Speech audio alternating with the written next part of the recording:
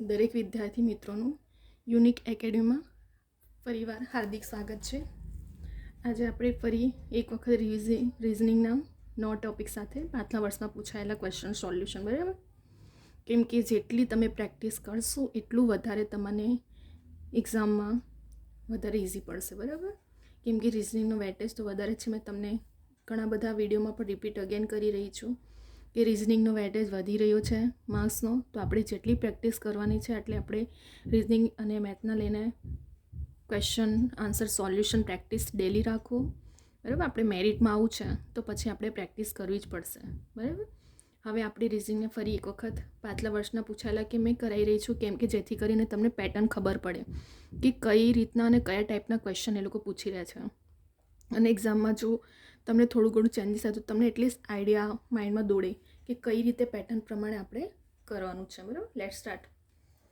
રવિના જીવનનો 1/4 ભાગ એના નાના છોકરા તરીકે વિતાવ્યો, બરાબર? કયો? 1/4 ભાગ નાના છોકરા તરીકે.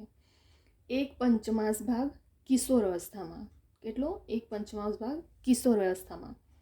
ત્યાર પછી 1/3 ભાગ પુખ્ત વયના પુરુષ તરીકે. અને 13 વર્ષે વૃદ્ધાવસ્થામાં વીત્યો તો તેની વર્તમાન ઉંમર કેટલી? જો તમને આ ઉંમર સંબંધિત ને એવા બધા તમે મોસ્ટલી પાછલા પેપર જશો ને તો દરેક એક્ઝામમાં હોય જ છે આવા ક્વેશ્ચન, બરાબર?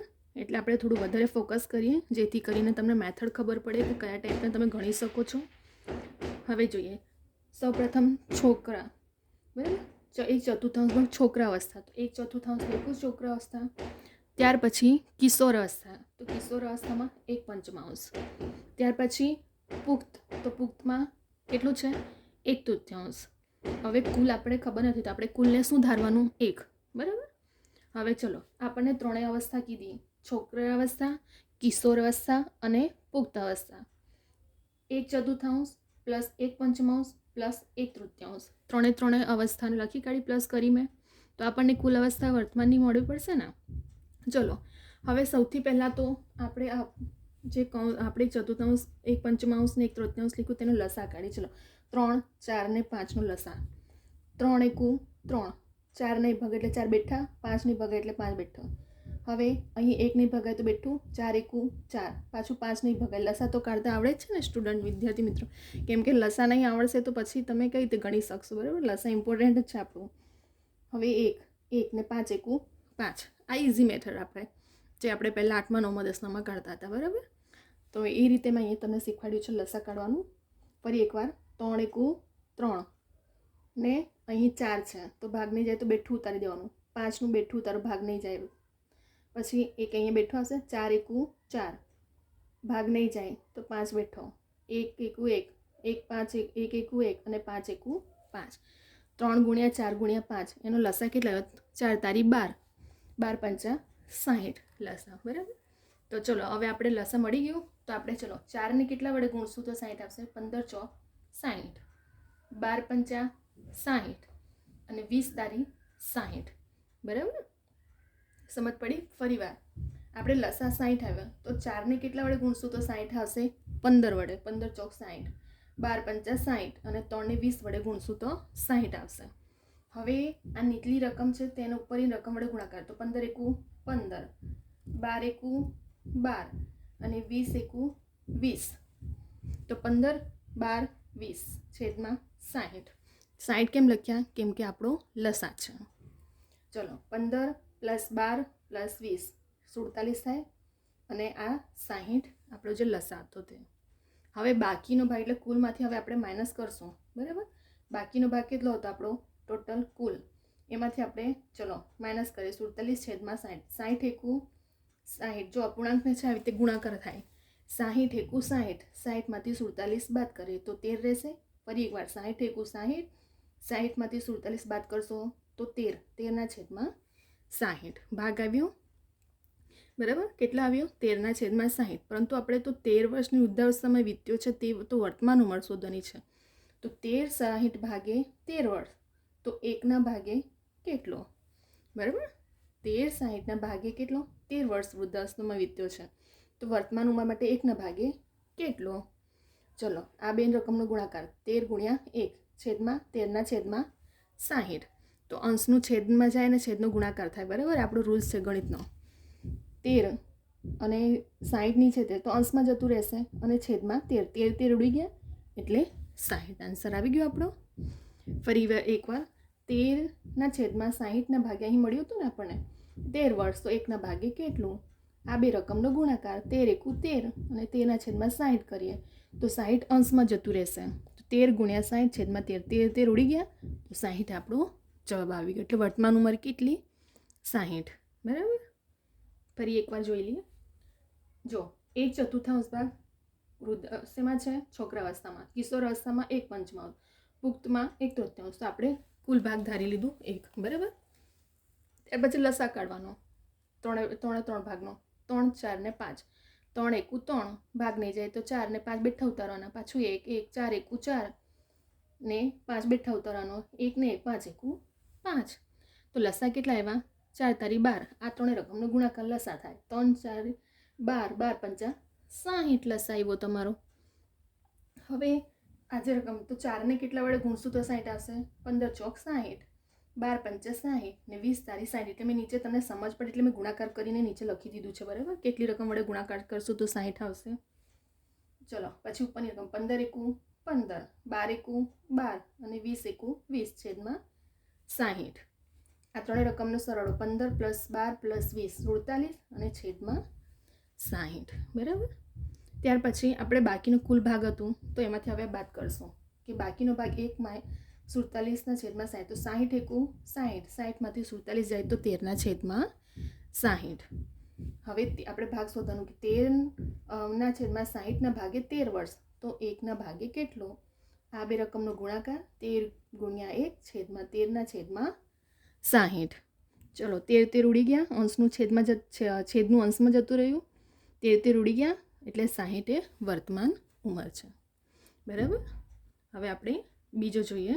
બકા તમે લોકો જ્યાં સુધી પ્રેક્ટિસ નહીં કરશો ત્યાં સુધી તમને સ્ટુડન્ટ વિદ્યાર્થી મિત્રો રિઝનિંગમાં મેળ નહીં પડશે. મેથમાં પણ તમારી પ્રેક્ટિસ તો બહુ જરૂરી છે, બરાબર. એટલે તમારી પ્રેક્ટિસ માટે મેં પાછલા વર્ષના કરાવી રહી છું કે જેથી કરીને તમને મેથડ ખબર પડે, ટ્રીક પ્રમાણે તમે ગણી શકો. હવે આપણે બીજો એક ક્વેશ્ચન જોઈએ.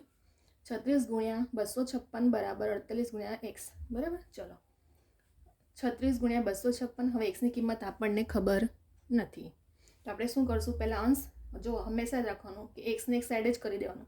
તો 36 ગુણ્યા 256 ને 48 બરાબરના ચિહ્ન પછી બીજી સાઈડ હોય તો છેદમાં આવી જાય, બરાબર. તો અહીંયા આપણે છેદમાં કરો. હવે મેં અહીંયા અવયવ પાડી દીધું છે જેથી કરીને તમને ખબર પડે ઉડાવવાનું, કટ કરતા ફાવે. 6 6 36 ગુણ્યા 256 કર્યા અને 48 અવયવ પાડો. 6 8 48, 6 6 ઉડી ગયો અને 32 8 256, બરાબર. 6 6 36 અને 256 બેઠા મૂક્યા, 48 6 8 48, 6 6 ઉડી ગયું અને 32 8 256. તો 6 બાકી શું રહ્યું? 6 અને 32 અંશનો ગુણાકાર. તો 6 ગુણ્યા 32 એટલે 7. કેટલા આવ્યા? 192, બરાબર. 32 છંગ 192 આપણો આન્સર. ફરી એકવાર એક્સ આપણે શોધવાનું કીધું છે તો એક્સ બધી સંખ્યાને એક બાજુ લઈ લઈએ અને એક્સને એક સાઈડે કર્યું છે, બરાબર. પણ યાદ રાખજો જો સાઈડ ચેન્જ કરીએ તો અંશનું છેદમાં જાય અને છેદનું અંશમાં જાય તો અંશવાળું ઉપર જ જશે અને બરાબરને ચિહ્ન પછી છેદમાં આવી જશે. હવે એના અવયવ પાડીએ. 6 6 36 ને 256 છેદમાં 6 8 48, બરાબર. તો 6 6 કટ થઈ ગયા અને 32 8 256. 6 ગુણ્યા 32 કરશું તો 192 આપણો આન્સર, બરાબર. હવે આપણે ત્રીજો ક્વેશ્ચન જોઈએ. જો બકા તમારી ફટાફટ મેથડ જો તમને ટ્રીક ના ખબર હોય ને, આ મેથના બધા રૂલ્સ રેગ્યુલેશન હોય છે કે લસા કઈ રીતે નીકળે, અંશનું છેદનો ગુણાકાર થાય તો શું થાય, પ્લસ માઇનસ તમે સાઈડ ચેન્જ કરો ત્યારે શું થાય, આ આખું તમારું મેથના મેઇન બેઝિક પોઈન્ટ તમારા રૂલ્સ રેગ્યુલેશન પર જ છે. તો જ તમે આને વ્યવસ્થિત રીતે ગણી શકો છો. નહીં તો તમે સાઈડ ચેન્જ કરતા ના ફાવે, તમે અંશનું છેદનું અંશમાં કરશો, આખો આન્સર તમારો બદલાઈ જશે ત્યાં, બરાબર. દરેક રૂલ્સ પર જ ચાલે છે કે આપણે સાઈડ ચેન્જ કરીએ તો શું નિયમ હોય છે, પ્લસ માઇનસના, ગુણાકાર ભાગાકારના બધા રૂલ્સ છે, બરાબર. એટલે મેં તમને એકદમ વ્યવસ્થિત આખું ડીપમાં અહીં ગણતરી સાથે સમજાવ્યું છે. હવે આપણે ત્રીજો ક્વેશ્ચન જોઈએ. 29 87 261 કેટલા છે? 29 87 261. 41 આપણને સંખ્યા શોધવાની છે અને 164. કાલે પણ આપણે આવા ટાઈપના ક્વેશ્ચન કર્યા હતા વિડીયોમાં, બરાબર. ચલો, મેં કીધું હતું કે પાછલી રકમ જોવાની કે કઈ સંખ્યાના ગુણાંકમાં જશે. શું છે? 9, 7 ને 1. શું એકી સંખ્યાના ગુણાકારમાં જશે? આપણે માઇન્ડ દોડાવવાનું પાછલી સંખ્યા જોઈને કે એકી સંખ્યા નીચે શું છે? 4, તો બેકી સંખ્યાના ગુણાંકમાં જશે. ચલો, 29 તારી 87, 87 તારી 261, 41 દુ 82, 82 દુ 164. બરાબર. પાછલી સંખ્યાને ધ્યાનમાં લેવાનું કે એકી સંખ્યામાં છે કે બેકી સંખ્યામાં છે. બરાબર. તો આપણે એ પ્રમાણે ગુણાકાર કરી જોવાનો. પાછલી સંખ્યા એકી સંખ્યામાં છે 7 ને 1, તો આપણે 3 વડે જ ગુણાકાર કરવો પડશે એકી સંખ્યા વડે. તો 29 તારી 87, 87 તારી 261, એ તો 41 દુ 82, 82 દુ 164. તો આન્સર શું મળી ગયો આપણને? અહીં 82 મળી ગયો. બરાબર. અહીં આપણા 3 ક્વેશ્ચન સોલ્વ થઈ ગયા છે. બરાબર. જે પાછલા વર્ષના જીપીએસસીમાં અને જીએસએસબીમાં પૂછાયેલા છે પ્રશ્ન. તો આપણે વધારે ફોકસ કરીએ આવી મેથડ પર, અને હજી પણ મેં ઘણા બધા વિડીયો આવા રિઝનિંગના લઈને આવીશ કે જે પાછલા વર્ષ, જેથી તમને મેથડ અને થોડી ટ્રીક ખબર પડે સોલ્યુશન કરવા માટેની. બરાબર. જેટલું તમે પ્રેક્ટિસ કરતા થશો તેટલું તમારો વધારે હેબિટ પડી જશે અને તમારું માઇન્ડ પણ વધારે ત્યાં એક્ઝામમાં કામ કરશે. બરાબર. કેમ કે હવે ઘણા બધા આપણા રિઝનિંગના ક્વેશ્ચન સોલ્વ કરી રહ્યા છે અને ચાલુ જ છે હજી પણ વિડીયોમાં. હવે આપણે નેક્સ્ટ વિડીયો પણ ઘણા બધા લઈને આવશું, જેથી કરીને દરેકમાં ન્યૂ મેથડ હશે, નવી ટ્રીક હશે, તમને રૂલ્સ ખબર પડશે આના. બરાબર. હું તમને એવી આ સોલ્યુશન એટલું બધું લોંગ નથી, પરંતુ મેં તમને આખું ડેફિનેશન વ્યવસ્થિત રીતે પોઈન્ટ ટુ પોઈન્ટ સમજાવું છું, એટલે થોડું લોંગ લાગે છે. બરાબર. કેમ કે અમુક સ્ટુડન્ટ એવા હોય છે જેમને લસા પણ નથી કાઢતા આવડતું. બરાબર. તો અપૂર્ણાંકમાં ફેરવીએ તો શું રૂલ્સ થાય, લસા કાઢીએ તો કઈ રીતે. બરાબર. આખું મેં તમને એકદમ વ્યવસ્થિત કમ્પ્લીટ પોઈન્ટ ટુ પોઈન્ટ સમજાવી દીધું છે. બરાબર. હવે આપણે બીજા બધા બી ઘણા વિડીયો બનાવશું રિઝનિંગના. તો હવે આપણે નેક્સ્ટ વિડીયો પણ લઈને આવશું. જો વિદ્યાર્થી મિત્રો તમને આ વિડીયો ગમે તો લાઈક, શેર, સબસ્ક્રાઈબ કરો. બીજા બધા વિદ્યાર્થી મિત્રોને પણ શેર કરો, જેથી કરીને બીજા બધા વિદ્યાર્થી મિત્રો સુધી આ વિડીયો પહોંચે, અને એમને પણ, જે અમુક સ્ટુડન્ટ એવા હોય છે જે ગામડાઓમાં કે ઘણા પુઅર પીપલ હોય. બરાબર. તો એમને કોચિંગ એફર્ટ નથી કરી શકતા, તો એટલીસ્ટ ઓનલાઈન હવે બધી જ વસ્તુ અવેલેબલ છે, તો એ સ્ટુડન્ટ સુધી પણ પહોંચી શકે.